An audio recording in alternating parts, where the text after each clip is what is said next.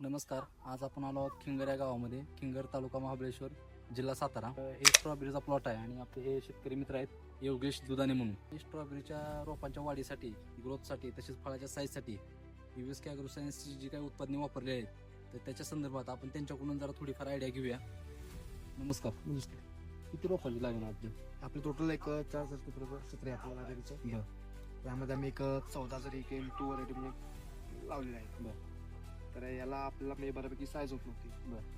तर मी माझी नेते शेतकरी कृषी सेवा केंद्र आहे तिथे सचिव सरांकडे गेलो. त्यांच्याकडे आम्ही सांगितलं की मला साईज होत नाही झाडाला माझ्या.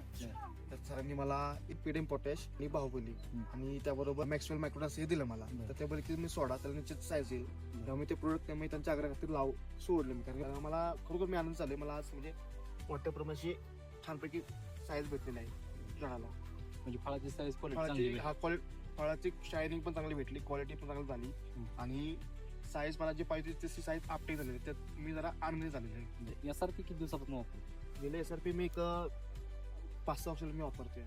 यासारखी पासून तुम्हाला काय बदल वाटते? SRP मुळे काय होतं की आता क्लायमेट चेंज झाले.